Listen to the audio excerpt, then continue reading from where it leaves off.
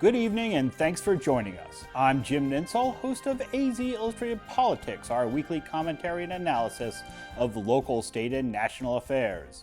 On tonight's show, we examine why one referendum to block a new state law managed to collect more than 140,000 signatures, while another didn't even make the minimum 87,000. Plus, the Arizona Court of Appeals blocks a pension initiative from making the city ballot, and state lawmakers sue to overturn Governor Jan Brewer's Medicaid expansion. All that and more coming up next on AZ Illustrated Politics. But first, a look at today's top stories. The Federal Emergency Management Agency has again rejected Arizona's request for an emergency declaration following the Yarnell Hill fire. In a printed statement, Governor Jan Brewer said she is, quote, tremendously disappointed with the decision. She also pointed out that the Yarnell Hill fire was the deadliest in the nation in the last 80 years. 19 firefighters were killed battling the lightning-caused blaze that burned out of control for nearly 2 weeks earlier this summer. 100 homes were also destroyed in the fire. The Arizona Supreme Court ruled House Bill 2600 is unconstitutional. The proposal increased the number of nominees for vacancies on the state appellate court, requiring the nominating commission to give 5 names to the governor. That ran afoul of the state constitution, which set the number of nominees at 3. Congressman Raul Grijalva hosted a border caucus meeting in Nogales today. Grijalva said he wants to create a new immigration reform plan. He says he's concerned that the current immigration bill is getting bogged down in the U.S. House, and if it's not passed this year, lawmakers will not deal with it before next November's elections. The border caucus is taking testimony from those who live along the U.S.-Mexico border, including law enforcement officers, everyday residents, and border activists. And Arizona's Attorney General is appealing a ruling that allows Tucson to conduct elections on its own schedule. The cities of Tucson and Phoenix sued the state to overturn a new law requiring municipal elections be held in even-numbered years. The cities won in Pima County Superior Court. The crux of the case is whether the city election dates should be set by state law. And that's a look at tonight's headlines. The diplomatic push to find a solution to Syria's chemical weapons could expand to a resolution to that country's bloody civil war. Then Margaret Warner reports from Egypt on the uncertain future of the Muslim Brotherhood after the government's crackdown. Thousands of artists spend months creating intricate sculptures on a massive scale, and none of them is for sale at the Nevada gathering called Burning Man. It is like the greatest museum ever. You have your piece there, you don't see any other pieces around it, and you see this vastness of the desert. And it's Friday. Mark Shields and David Brooks are here to analyze the week's news. Those are just some of the stories we're covering on tonight's PBS NewsHour. Coming up tonight on Arizona Week, the state's foster care system is in crisis with more children in foster care and the number of foster homes falling. Michael Chihak looks at the causes and how it's affecting our children. That's tonight at 8:30 on PBS 6.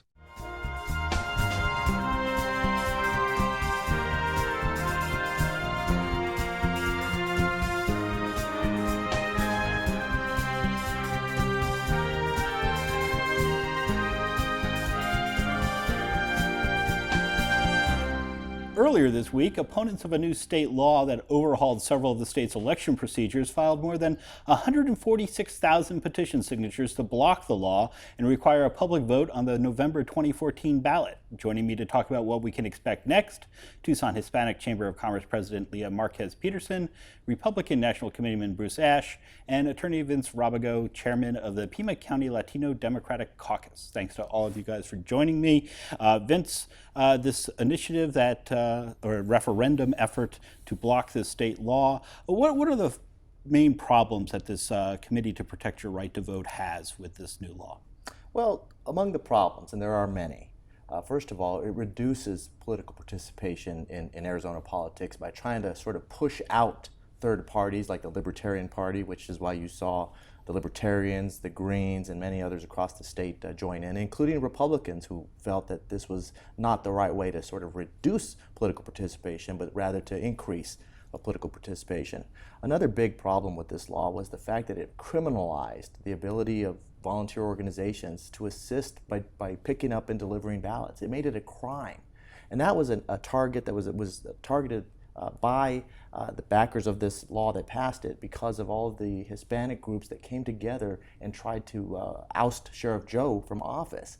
And they had massive volunteer efforts that were going out and picking up ballots from elderly people, people that were homebound, people that maybe had trouble with the language, and brought those ballots in, trying to knock off Sheriff Joe. So then basically Sheriff Joe's friends in the legislature passed this law, which had a bunch of other onerous changes to Arizona election law.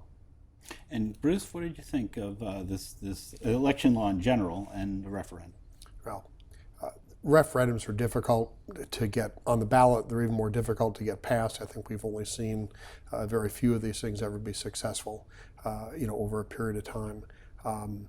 Look, I think that Vince, invoking Sheriff Joe and why this law was passed by the Arizona legislature is a little bit of a red herring. Joe Arpaio is probably never running for re-election, and that's just sort of a fallacious argument. Omnibus bills like 2305 are fraught with problems. There were some problems. I too was uncomfortable with how Greens and Libertarians were being treated, but I think a lot of people are concerned with voter integrity, and this bill did go, I think, a long way to protect voter integrity. I don't know what's going to happen, but if there's a good turnout in the 2014 elections, I doubt if this bill, if this referendum ends up passing, though. Lea, you've expressed concerns about some of the elements of this HB 2305 in the past. We have, and one of the concerns was also that this was passed in the midnight hour in the state legislature at the very end of the session. And we felt that there was already a lot of debate that had occurred. The Latino community had expressed concern because they were typically using the PEVL, the Permanent Early Voting List, to get people registered to vote, and also gathering ballots, as Vince mentioned. So I think there were a lot of concern, and to see it pass in the way it was, I think raised a lot of people. So you'd object to how the Medicare expansion was passed? It was the same sort of last-minute, midnight oil sort of deal? That's a good point. I think that had a lot of debate and was really vetted in the public. I think we talked about it quite a bit in the community, and it was something that we felt made financial sense for our state. This is something, though, that we are struggling to have this public participation for those that we need to get registered to vote. The turnout for the Latino community and other particular groups within our state is and that's by particularly design, low. Lea, because it is in the Democrat Party's advantage to pack Latinos as well as African Americans in communities where there is low voter turnout, where there are safe districts. And that's part of the problem that we have with the redistricting here in this state. Now, I won't argue with you that there are problems with 2305, and that this is a legitimate thing to have on the ballot, to have everybody in Arizona look at.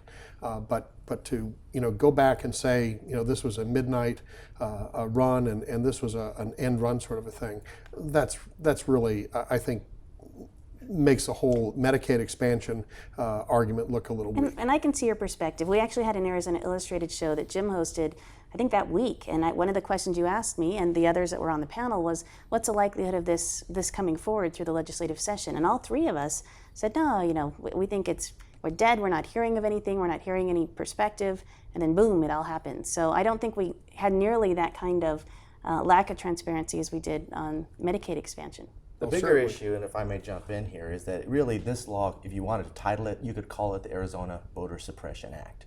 As Lea has accurately pointed out, what it did is it knocked people off the permanent early voting list. So really it was no longer permanent. And what that does is people who sign up for that, believing that they're going to be mailed a ballot every year, going forward, it would knock them off and purge them. So this was about purging voters. Bruce is entirely wrong. If he doesn't live up in Maricopa County. I traveled up there quite a bit, and that's exactly what the community, the Hispanic community, was doing. Is they were rounding up numerous teams of volunteers. Promise Arizona, they were out there bringing ballots and bringing in boxes of ballots to the county recorder's offices. That was raised in the media, and that was one of the reasons that they pushed for restricting political participation. So I believe voters are going to rise up. They're going to say, we want to protect our right to vote. We want more participation rather than less, and you're going to see Arizonans pass this referendum and get rid of HB 2305. I do think the system does have flaws, and you've heard our own county recorder, F.N. Rodriguez, speak about the fact that we need to have changes made. So the entire system needs to be assessed and reformed. And I think we're going to debate the merits of this quite a bit between now and November 2014. But let me ask you, Vince, do you think that there's likely to be a legal challenge from opponents of the referendum to try to knock this off the ballot? Knock this off the ballot? Yeah, the 2305, the referendum off the ballot. You've got the 146,000 sure, signatures, I expect but I'm sure there's going to be going over those signatures very carefully. I expect they will. They try to do that, and any time you either try to present an initiative or referendum, you'll see what happened with the pension initiative that was being presented here in the city of Tucson. The opponents were going to try to do that. The reality is, though, is that the committee to protect your right to vote was very careful. They have validated the signatures. You're not going to see a successful legal challenge, in my view, although I know that they will try. Bruce, anticipate a legal challenge? There probably will be. There was an overwhelming number of signatures that were collected. It has a fair to midland chance of being put on the ballot. All right, let me shift gears to that Medicaid expansion we were just talking about a little bit, and that was an effort to gather the signatures led by Frank Antinori to try to block the expansion there. Were you surprised, Bruce, that Frank was unable to get the signatures? I thought it was a difficult task. This sort of an effort to block something that had been passed was also fraught with difficulties. I'm glad to see that the Goldwater Institute has stepped in and has challenged the Medicaid expansion.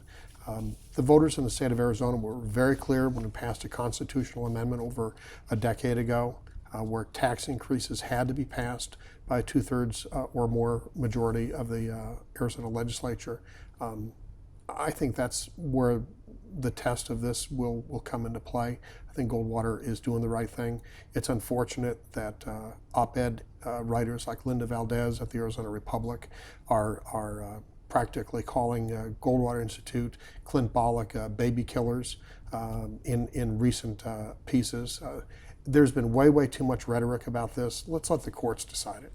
This 2/3 majority requirement, the governor's office is saying that because it's an assessment, voluntary assessment, and not a tax, that it didn't need the 2/3 majority. Vince, do you think that's a legal argument that's going to stand up? I think it is going to stand up, and the reason for that is the legislature has given the power to numerous state agencies to collect and make assessments on entities that are under their jurisdiction. This is nothing brand new in terms of other agencies having the ability to raise assessments, and those are not considered taxes. What you're referring to is the I think it was Prop 108, when they said you had to have a 2/3 majority to pass taxes.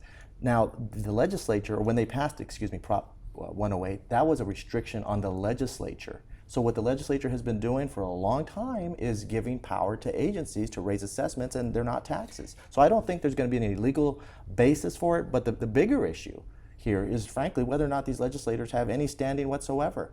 They're not paying the funds directly. They're not impacted. They're just saying our votes weren't counted. We lost, and we lost the vote ultimately in this special session, and therefore we want to challenge this. I think the court's going to have a very big problem with standing, and the Supreme Court's decision recently on standing in Prop 8 in California, talking about the standing of others to raise legal challenges, I think is going to help cement this law. I think it's going to remain law. And Lea, your Hispanic Chamber did support the expansion. Remind our viewers about the reasoning there. Yeah, we felt that it was important to help and assist those 300,000 in the state that needed this kind of service. In addition, it made financial sense. You saw not only our own chamber, but the Arizona Chamber and many other chambers throughout the state support Medicaid expansion. The assessment, as Vince mentioned, I think brings in close to $250 million a year to our fiscal 2015 budget, and left a remainder of about $100 million towards our general fund. This is something that just made financial sense for our state. It was the right thing to do for the state. I knew that Frank and his team were up against a tough challenge at getting that many signatures, which is unfortunate that he wasn't able to do that. But we stand behind Medicaid expansion. And Bruce, the business community was definitely in support of this, at least the Chambers of Commerce, where there were some small business organizations that were not in favor of it. But it kind of put the activists of the party against the Chambers of Commerce. Yeah, it did, and that's what made Frank's initiative blocking even more difficult. The problem is with Obamacare. in total. And it's not enough for Republicans just to talk about repealing Obamacare. There are lots and lots of healthcare solutions and expansion of the Medicaid system. Once the federal government, once that money disappears, and it will, then we're left to saddle the entire cost of this program. And I'm just not sure that unless there's something that happens in the state that we don't see right now, that we're going to be able to afford this on a long-term basis, and we're going to be back where we started. The problem is with the overall healthcare delivery system, and the way we're going with Obamacare, we're not likely to see any solutions in that area anytime soon. Well, we'll see how that all plays out in the months to come. Vince, as long as we're talking about initiative drives and court decisions, the Court of Appeals this week knocked off this pension reform proposal that the city of Tucson voters might have been facing. This is after a Superior Court judge had put it back on the ballot. What was the court's reasoning here? Well, the court hasn't issued its full reasoning yet. It issued a minute entry saying that the trial judge had erroneously failed to strike a certain number of signatures. We're not sure on which legal bases, which arguments that the Court of Appeals relied on, but ultimately it's a good decision. They have about 5 days if the out-of-state folks that are trying to bring this purported reform to the city of Tucson, they have 5 days to appeal to the Arizona Supreme Court. But I think keeping it off the ballot is a good idea. It would essentially bankrupt the city of Tucson very quickly, in my view. And ultimately what they're trying to do, it's like looking at a patient with a cold, and the cure that they come up with is let's kill the patient to get rid of the cold. And that's really what they're trying to do here with these out-of-state folks. This is not from Tucson. These are not Arizonans here in Tucson that are pushing this. This is out-of-state money trying to come in and meddle with Tucson's pension system. So I think it was a good decision, and we'll see if they appeal it in the next 5 days. Bruce, should we be disappointed if this doesn't make the ballot? There's real problems with the city's pension system, Jim. And the same people who are advising the state of Rhode Island are telling them that the 7.5% return that they are anticipating for their state retirement funds is a way too high number. Ours is 7.75%. The City of Tucson Pension Fund is funded at approximately 62%. 80% is considered to be healthy. The real bankrupting will be because of the form of the system that we have and the way that it's being funded and the assumptions that are being made. Detroit has the same exact defined compensation system as we have, and we see the problems in Detroit with all kinds of debt, including their pension system. There has to be a system that's viable in the long term, and this will not cost anywhere close to what the city officials are leading people to believe. And Lea, the pension system does have some issues here in the city of Tucson. It does, and we were actually looking forward to the debate. We were deep into analysis within our Business Advocacy Committee because Bruce is right, 62% funding in the city of Tucson. We have an issue that they've not yet quite figured out the answer to. I understand internally within the city that they have changed the way new employees are processed from a defined benefit to a defined contribution. That's great. However, that doesn't solve the problem for all the existing employees. And this is something that's looming. It's coming at us. We don't have a budget answer for it. So from a business community perspective, we want to see pension reform. We're also hearing at the state level that there's state initiatives that are currently in the works. And this is something that if this pension reform Prop 201 does not make the ballot, I understand, but we need to continue to have this debate within our community. And Leah's right. We should have this debate. This is a very important part of Tucson's economic outlook for many decades to come. And not just Tucson, but many communities across the country are going to have to wrestle with it. Sure, and then there's the issue also of spiking, which comes into play, where some of these pension amounts just get ballooned up in the latter years of somebody's tenure. So there's lots and lots of reform that we need to do, and we need to do it in recognition that our people who work in the public sector are hardworking individuals. They deserve a retirement, and there has to be something for everybody, and this thing has to be viable in order for that to happen. All right. Well, I'm sure this conversation will continue probably for years to come. Bruce, I want to turn to immigration reform. We've talked on this program about a recent resolution that the Republican National Committee passed that you actually authored. I did. And one of the more controversial elements of that involves opposition to a path to citizenship, and that's something that you're your own U.S. Senators, John McCain and Jeff Flake, have been arguing in favor of for some time. Why did you feel that McCain and Flake are on the wrong path? Well, I authored this because I feel that there has to be a compromise, there has to be a settlement on this issue. And regularizing those who've come here illegally and the children of folks who've come here illegally has to happen in order for us to solve the problem that we have here in this country. There are millions, and you know, it's only speculation for me to say how many are here illegally. But the time has long come and passed for us to continue having these folks live in the shadows. They came here for economic opportunity. They came here to help raise their families.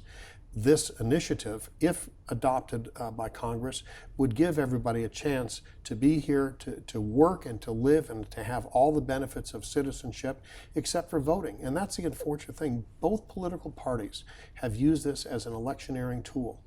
Good national policy, Jim, I don't think is based upon who's going to use that to win the next election.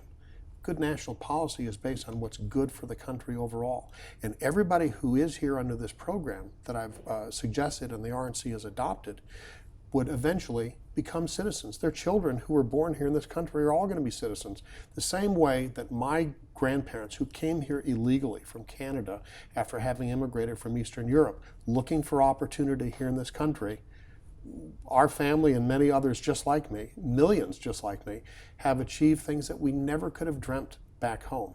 And this is a time, this has to happen sometime soon. We can't continue with the same broken system that we're living with right now. And Lea, you've said a path to citizenship is important as part of immigration reform. It is. I mean, our Hispanic chamber stands with Senator McCain and Flake on their pathway to citizenship and the plans that they've put into their bill. And I mentioned previously on different shows that we've been meeting with Congressman Salmon and Gosar and Schweikert and trying to understand the negotiation that's currently occurring in Congress. Where are the lines in the sand? Where can compromise be met? And we've talked previously, it looks like this could be chopped into many different portions, put within the committees and some kind of comprehensive bill pieced together from those pieces. But there's certainly so much debate going around the pathway to citizenship, and I'd like to see something long-term placed into the new bill. Vince, your thoughts on pathway to citizenship? It's got to be part of it. The reality is this platform and position paper that the Republican committee has put out and that Bruce has sponsored, really it looks at it and ignores the problem. The problem is the whole system's been broken. So what they're doing is like going to your mechanic with needing an engine overhaul, and they say, let's focus on the door locks and how we're going to keep the door locked. And the reality is, if the system is not fixed with a pathway to citizenship, nothing's going to happen. So what they've done instead is drawn a line in the sand and said, we're going to do security, and everyone else here is just going to get legal status, and that's it. And the reality is that's bad for the economy, it's bad for the system, it's not fair, and these people are working, they are contributing. They didn't just come here for jobs and legal status, they came to be part of the American dream. It's the fair thing to do. It's the fair thing to do, Bruce, and you know it. The American dream, Vince, then they should have come through the front door and not the back door. Let me answer your question. This gives an opportunity, Vince, for everybody to work in the open and to have the American dream that we all have ourselves. I heard what you said. Let me explain why you're wrong. Otherwise, Vince, there will not be a solution to this anytime soon, and our economy cannot wait for that to happen. Jim, the whole premise is what he's saying is that because they didn't come properly, we shouldn't let them get legal status. That's the bottom line premise. Well, he's saying legal status, but no correct. citizenship. But here's the issue. The reason they've come this way is because the system is broken. The system for citizenship to become a citizen. In other words, the citizenship pathway right now, it takes decades already. This process, correct, to legally do it. These people came, they're trying to bring their families, the system is broken. This ignores that, creates a second tier set of citizens, essentially, that aren't citizens, like a second class of people that are just going to have legal status. In fact, their resolution goes so far as to even deny dreamers a pathway to citizenship. They're going to give them status, and that's it. It's premised on this idea that they just came and they wanted to come and work and go back, and that's simply false. It's unfair, and they are doing it at their own detriment. The House Republicans are digging in. This is Republican national policy from the GOP now, this is and Vince it's Rabago demonizing because it's the facts. because it's you an stand election. with what you it's bring. An election issue. Okay, No. this is national policy. This is building the economy, and it's done through legal immigration. That's the path that we ought to be on, Vince. We ought to be funding citizenship and immigration services properly. We ought to make sure that anybody who comes here and is in a 4-year college degree program has a pathway to citizenship, as well as making sure that all the folks who are here, who've come here legally, on their own volition or with their parents, have an opportunity to live the American dream by your actions, by not wanting to have any kind of a resolution except for one that ends up in these folks voting, and you think they're going to vote for your guys. There you go again. That's the wrong one. No, it's wrong when it's all about elections. It's not Vince, about and elections. that's You're what making this it about is. elections. See, here's the other premise. Don't turn the argument around on me, Here's the Vince, other because premise. that's absolutely, Can I add, it's a fallacious argument. Let me let Lea Let's in Lea here. in. So one of the points I'd like to make is I understand putting this bill together, very controversial, so complex. Each side is really drawing their lines in the sand. For us to be successful as a nation, we're going to have some kind of compromise in here in the works. It's going to be the devil's in the details, as they always say. And I'm hoping that at some point within the House, Republicans and Democrats can work together to form comprehensive immigration reform. The time is now. We cannot wait. We do not want to go beyond December. Both sides, I think, agree with that. But it's time now to The compromise. problem is, Lea, the Democrats want it all. They want to take And I think they would say the same of the Republicans. So And I the think it's a Republican- matter of and the negotiation. Let me interject to add this last point, maybe.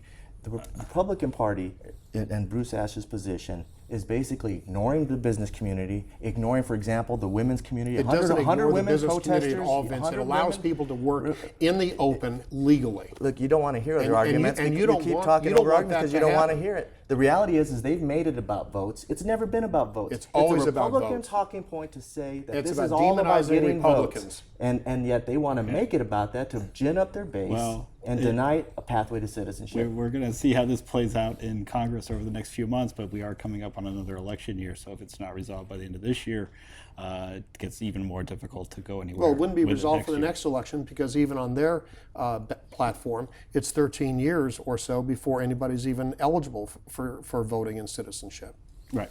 All right. So the streetcar arrived this week in downtown Tucson. We are running out of time on the program, so I'm going to skip ahead to the question of whether our downtown streetcar is actually going to be a success in downtown. Bruce, what do you think? I hope that can get it to work, and I hope that can get it to work economically. Normally, these things, have about $1 or so coming in revenue. It costs about $10 to run them for every ride. I hope it works. I love public transportation. I take the train whenever I have an opportunity in other towns. Lea, what do you think? I think more than $800 million of private investment has already gone up around the streetcar area, and I'm looking forward to seeing it flourish and go. I've also heard there are about 100,000 people that live around the streetcar route, so I think it'll be used, and I think it'll be a great boon for our community. And Vince, for down to less than a minute, but what do you think? I agree 100% with what Lea said. There's already been the investment. You see private investment coming in, and you also see what's happened in Phoenix when they got their light rail. The reality is people love it, they use it, businesses build up along there. It's going to be a good thing, and we're just in the very early testing phases. So I'm excited to see when they're really finally to do the real maiden voyage to see it all come into play. All right. 15 seconds left. Did Wildcats have any trouble this weekend in football? U of A covers the spread. Vince? My mother-in-law is going to be mad at me, but Wildcats all the way. Lea? The Cats will win handedly. All right. That's all the time we're going to have for today, but we will be right back with some closing thoughts. That's our show for tonight, but you can learn more about politics by visiting azpm.org or by following us on Facebook and Twitter. I'm Jim Nintzel. Thanks for watching another edition of AZ Illustrated Politics.